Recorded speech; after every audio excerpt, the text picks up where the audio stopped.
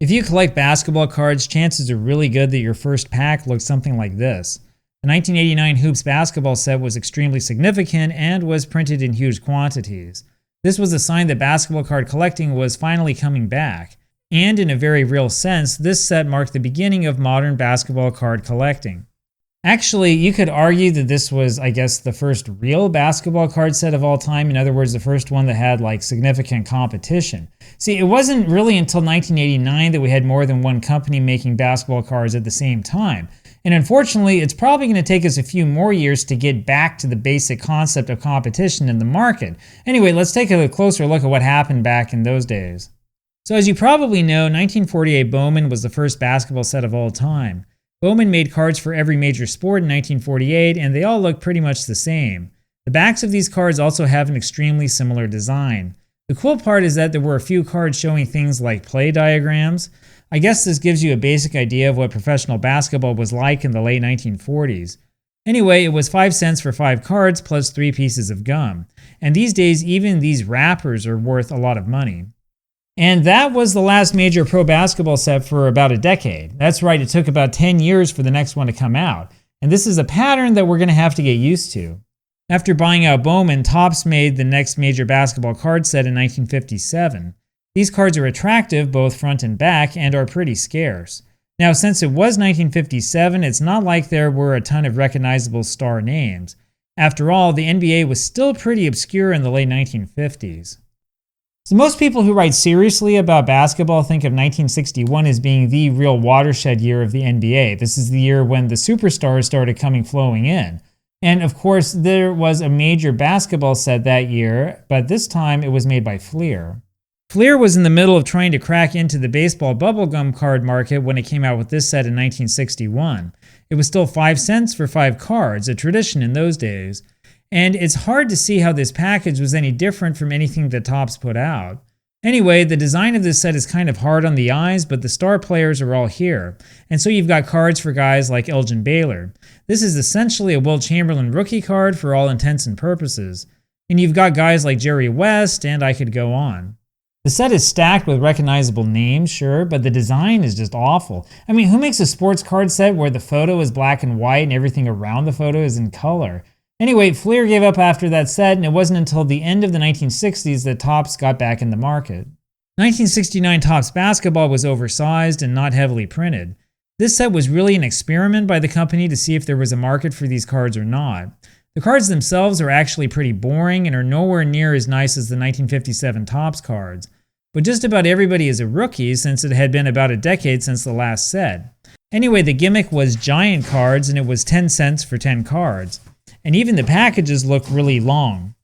Anyway, the experiment apparently worked. Topps continued to make basketball cards throughout the 1970s. Now, they didn't make as many basketball cards as they did baseball cards, of course, but they were consistent, which is something that we had never seen before in the basketball card industry. By 1971, Topps had shrunk the cards down to a more normal size. And these basketball cards are where Topps really experimented with general card design. Some of these designs were a little bit odd. 1973 Topps looks like it was photographed in a completely empty gym. But then you've got stuff like 1974 Topps, which looks a lot better. As usual, my only complaint is that the backs are pretty much illegible. And these cards are really not easy to find. Basketball just wasn't that big in the 1970s, no matter what nostalgic trips people go on for the sport. And so rookie cards of great players from that time tend to command really big money.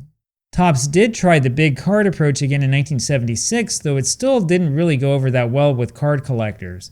As usual, the advertising gimmick was supersized cards, but the 1977 cards looked pretty good and went back to the normal size. And the 1978 card design was also pretty nice. And then there was 1979, which is probably the best Topps basketball set of all time. The design of the front of these cards is simply fantastic with that team name around the basketball. While the backs are still pretty bland, at least they're legible. If you were going to choose one year to represent classic Topps basketball cards, it would really be 1979. But the cards still weren't really selling. Now, you have to remember that the NBA just wasn't that popular back in those days. It really wasn't until the prime of Magic and Bird that people started to really pay attention, and even then it was really Michael Jordan whose presence really kick-started the league. Topps knew that its basketball card product was in trouble back then, and so it tried something unusual in 1980. 1980 Topps Basketball has got to be the most controversial set in the history of basketball cards. So the idea here is that you had 3 cards in one and that you would cut them out yourself. Separating the cards gave you a card that was about the same size and shape as the old tobacco baseball cards. But then you had to deal with the deckled edges, which is something that no collector likes to see. There is some controversy in the community to this day about whether these cards should be cut or kept in sheets. And of course, that gave way to what is arguably the most famous basketball card of all time. Anyway, you can see on the wax box that you're supposed to separate the cards, and the package clearly advertises 24 cards per pack, not 8. But the experiment just didn't work. Anyway, Topps gave it one more try in 1981, and this time it had a bizarre scheme to try to control distribution per geographic region. 1981 Topps is not necessarily horrible, but it's also kind of underwhelming. The backs were legible again, and the players had full cards to themselves, both of which were improvements. But the design of these cards is pretty bland compared to what we saw in 1979, and these photos are awkward at best. It feels like the best photos went to the team leaders cards for whatever reason. Overall, though, I think it's pretty obvious why this set was not so popular. And these boxes were apparently really easy to get a hold of, at least for a while. It's not really that way anymore, however, but there was a period of a decade or two when nobody wanted this set at all. It was a failure overall for Topps, and so the company left the basketball card market, and that meant that there was simply no set anywhere from anybody in 1982. Of course, 1982 is right when the baseball card collecting hobby took off. Unfortunately, it's really hard to figure out what people thought about Topps leaving the basketball card world since everybody was focused only on baseball cards at that time. And I do wonder if Topps decided to drop its basketball card line because of all the court cases that it had to deal with on the baseball side. And that leads us directly to 1983 and to the Star Company. Now, Star managed to get the NBA and the Players Association licenses and started to sell its basketball cards chiefly through the mail or directly through card shops in sealed plastic bags. And there were questions for years about whether these cards counted as a legitimate release because of the way they were sold. There's nothing wrong with the design of these cards. Remember that these thick borders were common in the mid-80s. The backs might have been a bit simplistic, but it wasn't a huge problem. The nice thing is that Star was actually making basketball cards, which is something that none of the other companies cared to do. But the odd bit is that they came in packages that looked like this. There are no special wax wrappers, no gum inserts, nothing like that. You would get a bag with a group of cards in it, and that was that. And Star made a whole ton of different products, which also makes things a little bit complicated. So instead of focusing on getting people to buy packs and complete whole sets, the company focused on making specialty sets for certain teams and players and trying to get fans to order those straight from the company. The thing is, though, that Star did give us a few truly iconic cards, and the controversy surrounding these cards has largely died down over the years. This Michael Jordan rookie card is worth an insane amount of money these days if it's graded and in high condition. And it's likely that these cards will only go up in price over time since so few of them were actually made. But they only made a few thousand copies of each card because there really wasn't that much of a market out there. And that's exactly what Fleer discovered when they started making traditional basketball cards again in 1986. Fleer's 1986 set is legitimately one of the nicest looking basketball card sets of all time. The backs might not be perfect, but they look a lot better than the backs of Fleer's baseball cards from the same year. But the design and photography on these cards is simply second to none. And then you've got this bad boy, probably the most iconic basketball card of all time. Now, if you're collecting 1986 Fleer, you've got to remember that condition is really everything. With those multicolored borders, it's really easy for cards to get dinged up. And you need to remember that there's actually quite a bit of this product out there. In fact, for years, people just simply ignored this set. There used to be a ton of boxes of 1986 Fleer floating around, but though I'm guessing that they've all been opened by now. If you look around, you'll discover that the cards were inserted in a predictable order. And there was a time when it was easy to pick up whole cases of this product without spending a ton of money.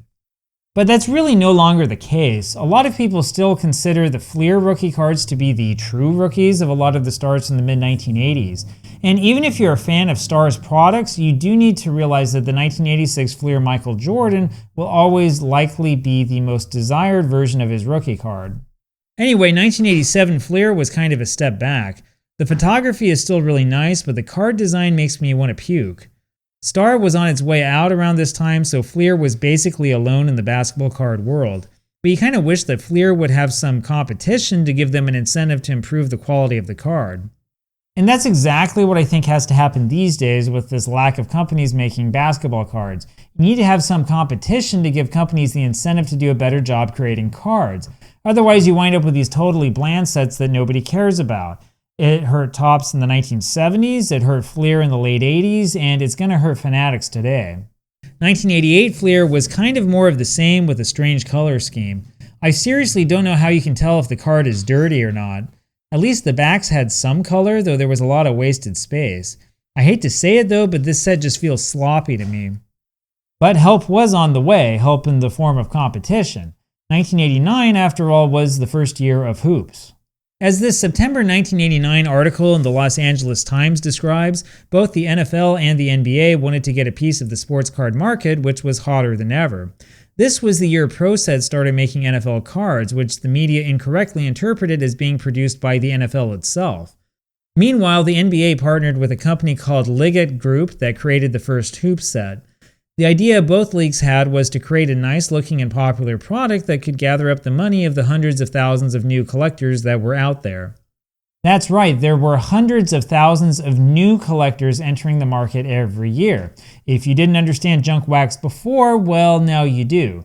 This was not the 1970s anymore. This was the big time, and we were on the verge of seeing an explosion in sports cards like we had never seen before. Hoops cards had a clean design and a pretty thick arch border. The backs were pretty simple and looked a lot like Fleer's back design. It might not be the most classic design in the world, but it's really not that bad. And sticking a picture on the back was a really nice touch. This is back before putting pictures on the back of a card was really a big or common thing. So Score started doing that with its 1988 baseball set. And stuff like that really is what paved the way for Upper Deck, which changed things totally with full color and glossy backs starting with baseball in 1989. Hoops also gave us a couple of iconic cards like this David Robinson rookie. But really, the most iconic part was the NBA logo pack, something that I remember vividly. Even the box design had this sort of epic feel to it, like something new and big was happening. Fleer didn't give up, of course, and had a 1989 set that was pretty good as a competitor to Hoops. Fleer's photography was a little bit better, and I like this design. And this is the first real innovative change to the card back that we've seen in years. These Fleer cards have this sort of epic quality to them. It's really a nice set. And packs of these cards are hard to find in any format. Unlike the 1986 Fleer set, the 1989 set was not printed in particularly large numbers. And it's really not rare to see a box go for over $500. I mean, the thing is, it's not quite as expensive as 1986 Fleer is these days, of course, but that's to be expected. But there still is a pretty big discrepancy. So you can get Hoops for about $50 a box, maybe less if you shop around. But 1989 Fleer is pretty hard to come by, and when you do come by it, it's pretty expensive. And the Fleer cards really are not all that bad. But in all honesty, the Hoops cards are the real iconic basketball set from 1989. This is the set that marked the real start of modern basketball card collecting, and you might want to pick it up while it's still cheap. And that ushers us into the so-called junk wax era of basketball cards. Well, kind of. You see, it's not really until about 1992 that we start to see tons of different releases every single year. And I'll get to that year eventually, but we're going to go through this one year at a time. Anyway, as far as 1989 is concerned, personally, I prefer the Hoops set, but Fleer might be a better choice for you if you're thinking about some sort of financial long-term investment.